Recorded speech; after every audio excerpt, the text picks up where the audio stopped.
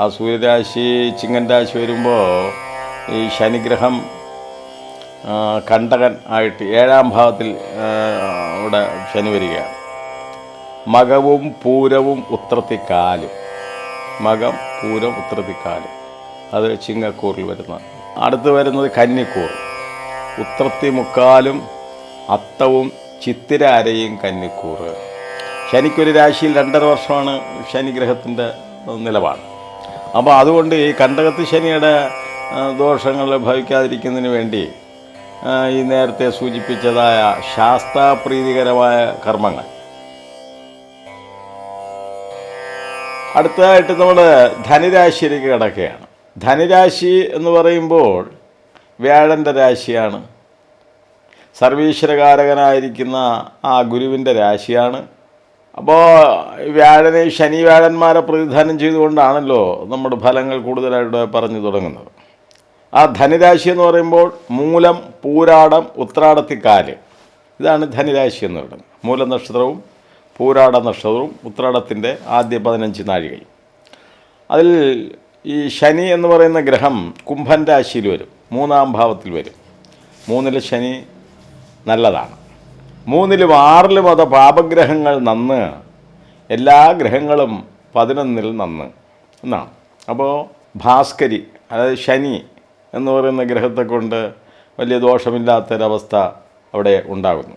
ശനി സഹായ സ്ഥാനത്തും കൂടെ നിൽക്കുന്നത് കൊണ്ട് വൃദ്ധജനങ്ങളിൽ നിന്നുള്ള സഹായങ്ങൾ, ഉൾനാടുകളിൽ നിന്നുള്ള ഭൂമി, കാർഷിക വിഭവസമ്പത്തുകൾ, ഇവയുടെ ലാഭങ്ങളും ക്രയവിക്രയപരമായിട്ടുണ്ടാകുന്ന ധനാഗമങ്ങളും ഒക്കെ ഉണ്ടാകുന്ന ഒരു രാശിയാണ് ധനുരാശി എന്ന് പറയുന്നത്. വ്യാഴൻ വന്നിട്ട് ഇടവൻ രാശിയിൽ വരും. ഇടവൻ രാശി എന്ന് പറയുമ്പോൾ ഈ ധനുരാശിയുടെ 6-ാം ഭാവമാണ്. അപ്പോൾ 6-ൽ വ്യാഴം വരുന്നത് അത്ര നല്ലതല്ല. 6, 8, 12 ഭാവങ്ങളിൽ വ്യാഴൻ്റെ സ്ഥിതിവിശേഷങ്ങൾ അനിഷ്ടഭാവങ്ങളാണല്ലോ. അപ്പോൾ അങ്ങനെ 6-ാം ഭാവത്തിൽ വ്യാഴം വരുന്ന സമയകാലഘട്ടമാണ്ട് ദുസ്ഥാനം അഷ്ടമ വൈരിവ് ഭാവമാഹു സുസ്ഥാനമന്യ സുഗതം പ്രതിഷ്ഠം എന്നാണല്ലോ.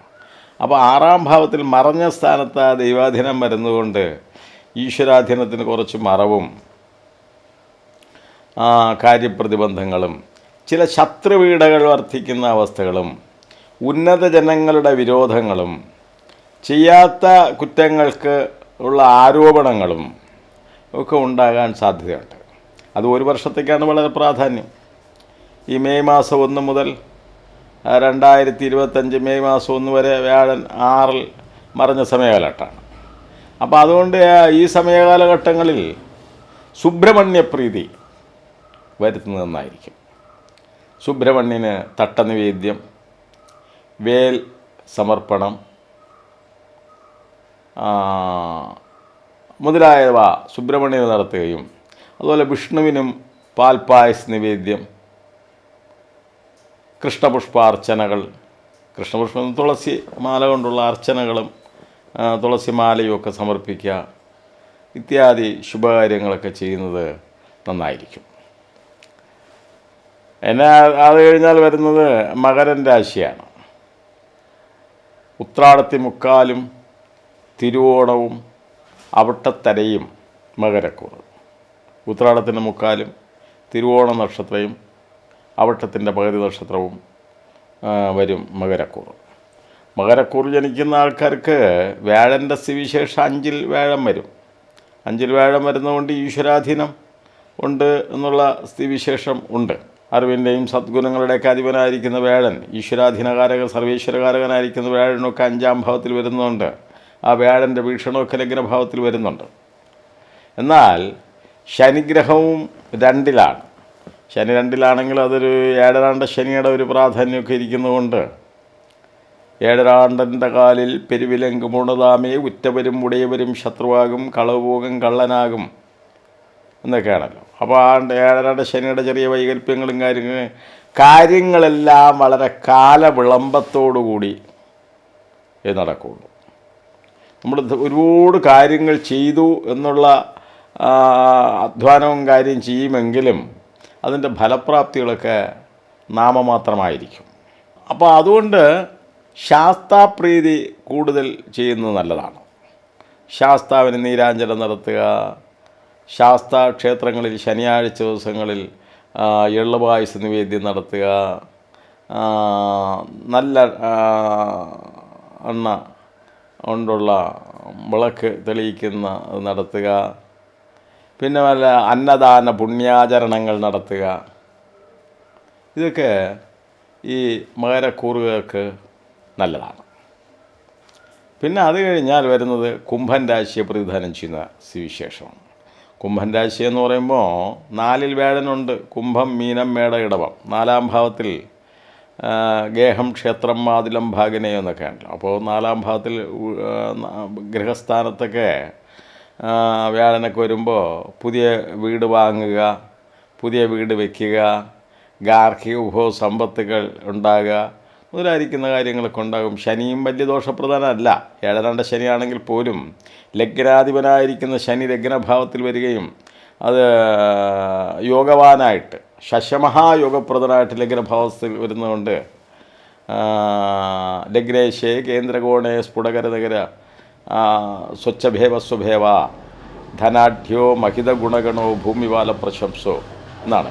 അപ്പോൾ ആ ലഗ്നാധിപനായിരിക്കുന്ന ശനി തന്നെ ലഗ്നഭാവത്തിൽ ക്ഷേത്രബലത്തോടു കൂടി വരുന്നതുകൊണ്ട് പുതിയ ഭൂമി ഉണ്ടാകുന്നതിനും പ്രമാണങ്ങൾ നടക്കുന്നതിനും സാമ്പത്തിക പുരോഗതികളൊക്കെ ഉണ്ടാകുന്നതിനൊക്കെ ഉപയുക്തമായി ഭവിക്കും. എങ്കിൽ പോലും ശാസ്താവിന് പ്രധാനമായിരിക്കുന്ന കാര്യങ്ങളൊക്കെ നേരത്തെ സൂചിപ്പിച്ച ശാസ്താ ക്ഷേത്ര ഭജനങ്ങളും ശാസ്താവിന് വേണ്ടിയുള്ള നിവേദ്യാദി കാര്യങ്ങളും മറ്റുമൊക്കെ ചെയ്യുന്നതും അതുപോലെ ദേവി പ്രാധാന്യമുള്ള കാര്യങ്ങൾ ചെയ്യുകയും ശിവനർച്ചന നിവേദ്യാദി കാര്യങ്ങൾക്ക് ചെയ്യുന്നതൊക്കെ നല്ലതാണ്. അതുപോലെ ഉചിതമായ ദേഹയന്ത്രങ്ങളൊക്കെ ധരിക്കുന്നത് നല്ലതാണ്. അശ്വാരൂഢം, മഹാസുദർശനം, സ്വയംവരം മുതലായിരിക്കുന്ന യന്ത്രധാരണങ്ങളൊക്കെ, ത്രിപുരസുന്ദരി യന്ത്രം, ഇതൊക്കെ ചെയ്യുന്നതും വളരെ നല്ലതാണ്. പിന്നെ അടുത്ത് വരുന്നത് മീനൻ രാശിയാണ്. മീനൻ രാശിയാകുമ്പോൾ പൂർട്ടാതി 4, ഉത്രട്ടാതി, രേവതി. ഇത് ആണ് മീനൻ രാശി. മീനൻ രാശിയുടെ സ്വഭാവം തന്നെ അത്യംബുപാന സമചാരുദേഹ സ്വതാരകസ്തോയത വിത്തഭോക്ത വിദ്വാൻ ശുഭേക്ഷണോ ഭാഗ്യയുതേന്ദ്രരാശിയോ എന്നാണ്. അപ്പോൾ ധാരാളം ജലം പാനം ചെയ്യുന്ന ആളായിരിക്കുമെന്നും സമവും മനോഹരമായിരിക്കുന്ന ശരീരത്തോടു കൂടിയ ആളായിരിക്കുമെന്നും അത്യംബുപാന സമചാരുദേഹ സ്വധാരകസ്തോയത വിത്തഭോക്ത നല്ല ദാമ്പത്യ ഗുണം ഉണ്ടാകുമെന്നും കൃഷിഭൂമികളിൽ നിന്നും കാർഷികോപഭോഗ സമ്പത്തുകളിൽ നിന്നും അല്ലെങ്കിൽ ജലോൽപ്പന്നമായിരിക്കുന്ന ദ്രവ്യങ്ങൾ ക്രയവിക്രയം ചെയ്തുള്ള ധനങ്ങളും അത്യംബുപാന സമചാരുദേഹ സ്വധാരക സ്തോയത വിത്തഭോക്ത വിദ്വാൻ വിദ്യാഭ്യാസ ഗുണങ്ങളും ശുഭേക്ഷണോ നല്ല കണ്ണുകളോട് യുക്തിയായിരിക്കുമെന്നും ഭാഗ്യയുതന്തിരാശിയോ എപ്പോഴും ഭാഗ്യാവസ്ഥകളൊക്കെ സിദ്ധിക്കുന്ന അവസ്ഥകളൊക്കെ ഉണ്ടാകുമെന്നുള്ളതാണ് ആ മീനക്കൂറിൻ്റെ ഇതൊക്കെ മീനക്കൂറിൻ്റെ ഒരു പൊതു സ്വഭാവങ്ങളാണ്. അവർക്ക് ഈ ശനി നല്ല സ്ഥിതിവിശേഷമല്ല. ഈ 12-ലെ ശനി വരും. 12 ശനി അത് 7-ാണ്ട ശനിയുടെ ഒരു ദോഷപ്രാധാന്യമുള്ളൊരു സമയകാലഘട്ടമാണ്. അപ്പോൾ അതുകൊണ്ട് ശാസ്താപ്രീതികരമായിരിക്കുന്ന കാര്യങ്ങൾ വേണം. ശാസ്താവിനെ പ്രീതിപ്പെടുന്ന മാസം തോറും ശാസ്താവിനുള്ള പായസവും മറ്റു കാര്യങ്ങളൊക്കെ നടത്തുകയും ശാസ്താപ്രീതികരമായ കർമ്മങ്ങൾ ചെയ്തു കൊള്ളണം. അതുപോലെ വ്യാഴഗ്രഹം സർവീശ്വരകാരകനായിരിക്കുന്ന വ്യാഴം 3-ാം ഭാവത്തിൽ വരുന്നു. 3-ലെ വ്യാഴൻ വളരെ ശ്രേഷ്ഠമല്ല. സഹായസ്ഥാനമൊന്നുണ്ട് 3-ാം ഭാവത്തിന്. എങ്കിൽ പോലും ആ വ്യാഴൻ്റെ ഒരു കേന്ദ്ര ത്രികോണാധിപത്യം വരാത്ത അവസ്ഥകളും കാര്യങ്ങളൊക്കെ ആയതുകൊണ്ട് ഈ സമയകാലഘട്ടങ്ങളിലും വിഷ്ണുപ്രീതികരമായിരിക്കുന്ന കാര്യങ്ങളും അതുപോലെ രാജരാജേശ്വരി ക്ഷേത്രങ്ങളിൽ പൂജാദി കാര്യങ്ങൾ സമർപ്പിക്കുന്നതും ത്രിപുരസുന്ദരി യന്ത്രം, അശ്വാരൂഢ യന്ത്രം ഇവകൾ ദേഹരക്ഷകളൊക്കെ ധരിക്കുന്നതും മറ്റ് ഈശ്വര പ്രാർത്ഥനകൾ നടത്തുന്നതും ചെയ്യുന്നത് നന്നായിരിക്കും. അപ്പോൾ ഈ ഫലപ്രവചനം എന്ന് പറയുമ്പോഴത്തേക്ക് ഇപ്പോൾ നമ്മൾ ഇവിടെ സംസാരിച്ചത് മേടൻ രാശി മുതൽ മീനൻ രാശി വരെയുള്ള കൂറുകളുടെ ഫലങ്ങളും അശ്വതി നക്ഷത്രം മുതൽ രേവതി നക്ഷത്രം വരെയുള്ള ആ നക്ഷത്രങ്ങളുടെ ഫലങ്ങളുമാണ്. അതിൽ ഈ ശനി വ്യാഴന്മാരുടെ സ്ഥിതിവിശേഷം കൊണ്ടുള്ള ഫലങ്ങളാണ് പറഞ്ഞത്. അപ്പോൾ എന്നാലും നമുക്ക് ഏറ്റവും പ്രാധാന്യമർഹിക്കുന്നൊരു കാര്യം ഈ പ്രായത്തിന് വളരെയൊരു പ്രാധാന്യമുണ്ട്. നമ്മളൊരു അതാണ് ഒരു ജാതകം നിർണ്ണയം ചെയ്യുമ്പോൾ തന്നെ ഈ ഫലങ്ങൾ പ്രവചിക്കുന്നതിന് ആ പ്രായത്തിൻ്റെ അടിസ്ഥാനത്തിലാണ് ദശാഫലങ്ങളും കൂടെ നമ്മൾ നിർണ്ണയം ചെയ്യുന്നത്. അപ്പോൾ അതൊക്കെയാണ് അതിൻ്റെ യഥാർത്ഥമായിട്ടുള്ള ഫലപ്രവചനങ്ങൾ വരുന്നത്. അപ്പോൾ പ്രശ്ന വിഷയത്തിലും ജാതക നിർണ്ണയങ്ങളിലും ഒക്കെ അത് വളരെ പ്രാധാന്യമാണ്. അപ്പോൾ ഒരു ജ്യോത്സ്യനെ സംബന്ധിച്ചിടത്തോളം ഉള്ള കാര്യങ്ങളെന്ന് പറയുമ്പോൾ ജ്യോത്സ്യനെ കാണാൻ വരുന്ന സന്ദർഭങ്ങൾ അല്ലെങ്കിൽ അവരുടെ ആ കാര്യം നിർവഹിക്കാൻ ഉള്ള കാര്യത്തിൽ ജ്യോത്സ്യൻ്റെ അടുത്ത് വരുമ്പോൾ ഉണ്ടാകുന്നതായ ദൂത ലക്ഷണങ്ങൾക്ക് വളരെ പ്രാധാന്യമുണ്ട്. അപ്പോൾ ജ്യോത്സ്യന് മനസ്സിനും കണ്ണിനും അച്ചവിക്കും ചേരുന്നതെല്ലാം ശുഭമെന്ന വേഗി മനസ്സിനും കണ്ണിനും സന്തോഷമുണ്ടാക്കുന്ന അല്ലെങ്കിൽ മനസ്സിന് ആനന്ദത്തെ ഉണ്ടാക്കുന്ന കാര്യങ്ങൾ ലക്ഷ്മി ലക്ഷണ ലക്ഷിത ക്ഷിതിപതി ക്ഷീരേക്ഷിത ഢേക്ഷണം പക്ഷിസ്വാമി മഹോക്ഷപക്ഷി കുലക രൗദ്രാക്ഷത പ്രേക്ഷണം രുദ്രാക്ഷ ക്ഷിതിബാലഗോപകർണ ക്ഷ്മാദേവ യുഗ്മേക്ഷണം ക്ഷിപ്രം ക്ഷേമകരം പ്രയാണസമയെ യാതിച്ച സംക്ഷേത്രതം എന്നൊക്കെ പറയും. അപ്പോൾ ലക്ഷ്മിയുക്തമായിരിക്കുന്ന കാര്യങ്ങൾ നമ്മൾ കാണുകയും കേൾക്കുകയും ഒക്കെ ചെയ്താൽ അത് ശുഭഫലങ്ങളെ പ്രധാനം ആണ്. അതേസമയം അശുഭമായിരിക്കുന്ന ഹാ ഹാ ഹേതരവം ക്ഷുതിഞ്ചപതനം, ആ സമയത്ത് തന്നെ അയ്യോ അയ്യോ എന്നുള്ള ആക്രോശങ്ങളുണ്ടാകുകയോ വൃക്ഷങ്ങൾ ഒടിഞ്ഞു വീഴുന്ന ശബ്ദങ്ങൾ കേൾക്കുകയോ രാജകീയ ഉപകരണങ്ങൾക്ക് നാശങ്ങളുണ്ടാകുക, ക്ഷേത്രനാഥ ദേവന്മാർക്കൊക്കെ ക്ഷേത്രങ്ങളിലൊക്കെ അധപ്പതനങ്ങൾ ഉണ്ടാകുക, ഇങ്ങനെയുള്ള ലക്ഷണങ്ങളൊക്കെ കണ്ടാൽ അത് അശുഭഫലങ്ങളെ പറയും.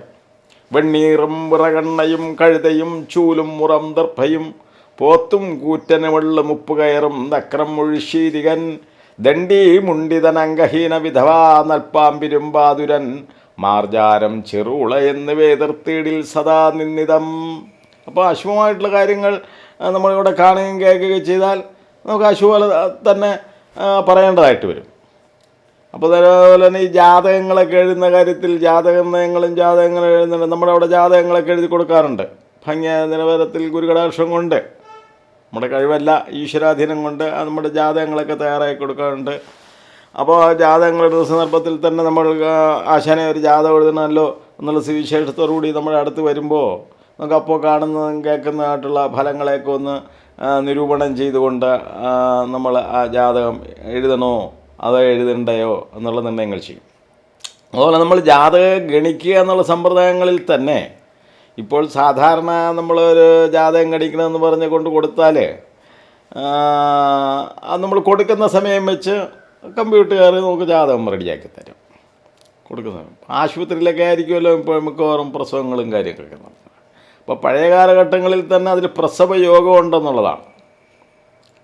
പൃഥിവീന്ദ് പുത്രോ ജലചന്ദ്രശുക്രോ വന്യാരഭൃത്നോ മരുസൂര്യശൂന്യോ ആകാശം ആചാര്യം ഇതി ക്രമേണ.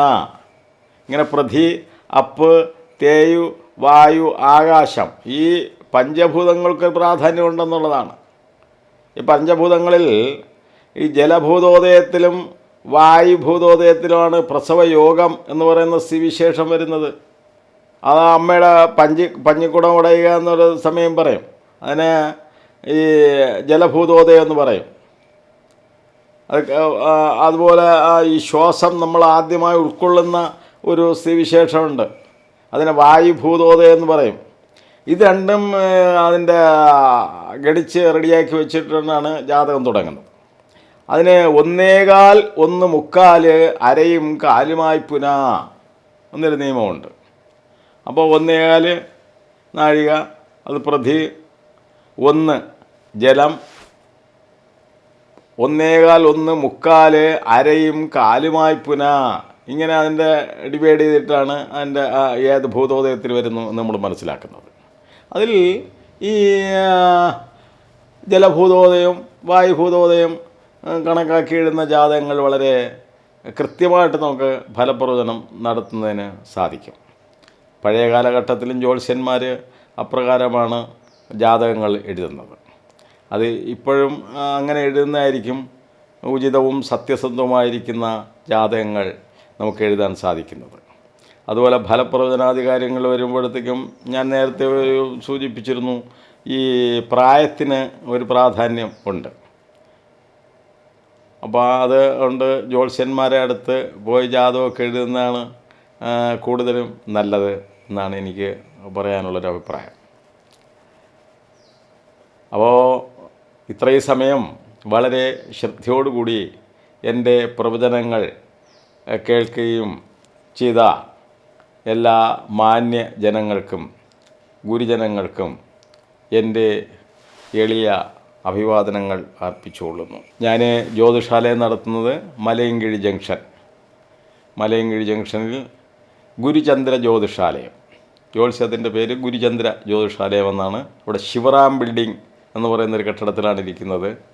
മലയൻകീഴ് ജംഗ്ഷൻ തന്നെയാണ്. മലയൻകീഴ് ജംഗ്ഷനിൽ വായനശാലയുടെ പുറകിലായിട്ടാണ്, കാട്ടാക്കടയ്ക്ക് തിരിയുന്ന ആ ഭാഗത്തായിട്ടാണ് എൻ്റെ ജ്യോതിഷാലയം.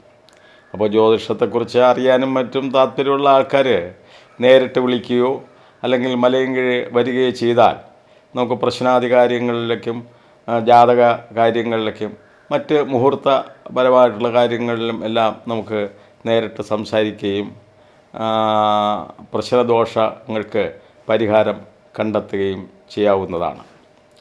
എൻ്റെ ഫോൺ നമ്പർ 97 47 43 49 93.